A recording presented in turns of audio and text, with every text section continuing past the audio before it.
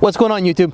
So if you're a niche lover and you want something that's different, that does not get a lot of mention in our online fragrance community, I got 5 great under the radar fragrances for the autumn of 2020.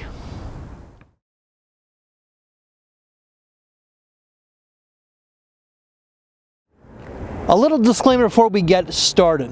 So I don't have the bottles for this very video. I ended up doing a number of reviews for a lot of these, but I did sample reviews, but I do have one travel spray for number 5. But let's just get this started right now. Fragrance number 1 is a very recent review that I ended up doing, and I ended up doing it last weekend with my buddy Christo. Number 1 is going to be Atkinsons, His Majesty, the Oud. The note breakdown for this one here would be vanilla, Laotian oud, black tea, styrax, and sandalwood. I'm not an oud lover, but I really had to bring the big guns when it came to meeting up with Christo. His tastes are very different than my own. Apparently they're changing. They're becoming a little bit more like my own right now. But with this one here, you get oud, you get vanilla, you get a smoky campfire type of feel. It's not a barnyard, stanky, animalistic type of oud. This is like a burning campfire. This is like a burning, smoky type of wood. So I'm assuming it's that Laotian oud with the combination of the sandalwood and that styrax. But you get like a nice creamy undertone of vanilla. This fragrance is very masculine, it's mature, it's elegant, it's classy. It really does not get a lot of mention in the online fragrance community. And when it comes to the Atkinsons brand, this would be probably one of their more darker ouds out there. I find that a lot of their oud fragrances are really not that bad. Like Oud Save the King, fantastic, and Oud Save the Queen is also another great scent, but this one here is clearly a very masculine fragrance. The longevity for His Majesty the Oud is beast mode. 10 to 12 hours of what I got off that sample. Fragrance number 2 is from a brand that I've really, out of all the videos that I've done this year, I've really talked about them the most. I really kind of neglected them like last year.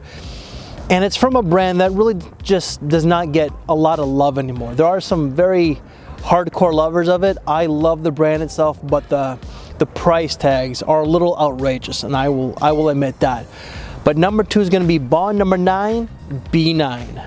The note breakdown is going to be amber, gardenia, musk, saffron, oak moss, and I believe there's 2 other notes to this one here. This one, for a unisex fragrance, I find kind of leans a little bit more so towards the masculinity. Not a whole lot, but a little bit more. A lot of the Bond number 9 unisex fragrances really do dive more so into feminine territory, in my opinion. But this one, you get like a spicy concoction with the spices, the musk, and you get that white floral. The white floral is what I was fixated on when I first smelled this fragrance. I was like, it's not one that I personally will like. But after like wearing 2, 3, and 4, this is one that I truly do really enjoy. It's very under the radar. You could dress this one down to dressing it up, and I'm talking about like dressing it like business casual, something like this. This is just like a pea coat and like a regular blue type of zip up sweater. It's a little bit fashionable, but it's not overly fashionable. You could dress this in an overly fashionable manner, but it's not like too casual. I think that you have to have some sort of sense of style in order to really pull this one off. You could dress it to work, you could dress it to a daytime semi-formal. This is more of a daytime scent instead of like a night scent. And when it comes to the Atkinsons, you could dress that one down to dressing it up to like a black tie tuxedo event. Longevity when it comes to the Bond number 9 B9 is 7 to 8 hours. Fragrance number 3, let's stick with the brand of Bond, and this is going to be Bond number 9, New York Musk. So by the time that this video goes out, my review of it will not be out, but just a little spoiler alert, I'm actually doing it with my man Darian from the channel Bowtie Fragrance Guy. But the note breakdown is going to be sandalwood, black currant, patchouli, musk, osmanthus, and green lily. This one is really like the name itself. It's a musky type of fragrance. It's not a BO, offensive, animalistic, dirty type of musk. This is a clean, inoffensive type of musk. I don't know if it's like a white musk, but it's just a clean musk itself. Then you do get like a slight floral with some woods to it, and in that opening you get a really nice black currant. The black currant does give it a little bit of a feminine touch to it, a little bit of a unisex vibe, and this is marketed as unisex, but I find that this dives more so into masculine territory. And on my skin, and this is where it kind of gets a little bit weird, but on my skin I get like a rosy oud type of scent. I don't know if it's like the osmanthus, if it's the patchouli, but I do get like a slight rosy oudy type of fragrance with the musk and that black currant. But Bond number 9 New York Musk is a very underrated scent. This one came out, I believe, in 2012 or 2013. You could dress this one like this to something that's black tie. It's more of a daytime type of scent instead of a nighttime type of scent. You could also dress it to work, and the longevity of this one is 6 to 8 hours. Fragrance number 4. This is where the travel spray is going to come in. I think I said that was going to be like number 5, but it's actually going to be number 4. This is going to be Atelier's Cafe Tuberosa. So with this one here, you definitely get the tuberose. You get the coffee. You're also going to get rose oil, vanilla. You're going to get cacao, cardamom, and that's pretty much it. This is really a really gourmandy type of scent. It is unisex. I find that both genders could pull this one off quite easily, but when it comes to like the gentleman out there, it's a gentleman. It's like not like your frat boy type of scent. This comes across as elegant, sexy, believe it or not. It's classy. It has like a touch of sophistication with that rose accord, and the vanilla really does add a really nice touch. You could dress this one down to dressing it up. It's a more of a daytime scent, but you could also easily wear this during the nighttime as well. I think that the coffee accord can be pulled off in the evening as well. Longevity off this, the 2-3 times that I worn it, I got anywhere from 6 to 8 hours, which is fantastic for an Atelier fragrance. Atelier's longevity, like, they're known for being kind of poor.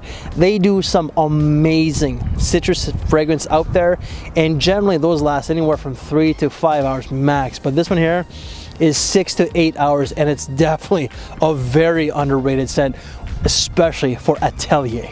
And fragrance number 5, this is a brand that I personally do like, and I'm the only fragrance reviewer on YouTube that really does talk about them. There are a few other guys that have mentioned them in the past, but no one else really out there is fixated on this brand like myself. It's a British company that is luxurious, it's kind of regal, and it's rich. We're going to talk about Atkinsons Gold Fair in Mayfair. This fragrance really does not get any mention at all, and I've smelled this 3 times. I've worn this 3 times. I've been to Holt Renfrew. I don't even have a sample, and I'm going to try and get a sample. The 3 times that I've worn this, the longevity was about 7 to 8 hours, and that first hour to hour and a half was quite monstrous. The note breakdown for this one here is absinthe, iris, and ambroxan. You're going to get some cardamom, nutmeg, and sage. You do get the nutmeg, you do get the ambroxan, you get a slight powdery iris, and you also get a little bit of noise going on, and you also get that absinthe. This is a little bit of a sweet, slightly boozy, spicy type of fragrance that has like a fun, flirtatious side. This is a unisex fragrance.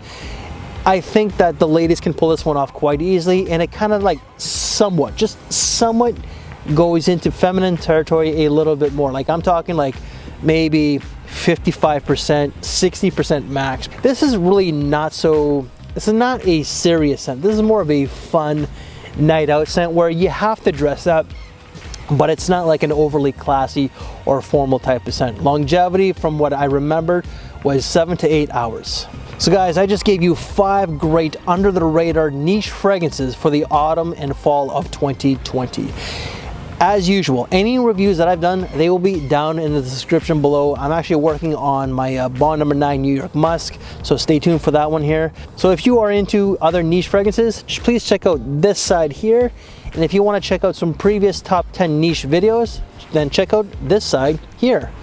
Guys, if you like this video, make sure to give it a big thumbs up, share the video, subscribe if you haven't, hit that notification bell. And thank you for your time, take care, and I will see you in the next video. Thanks for watching, everybody.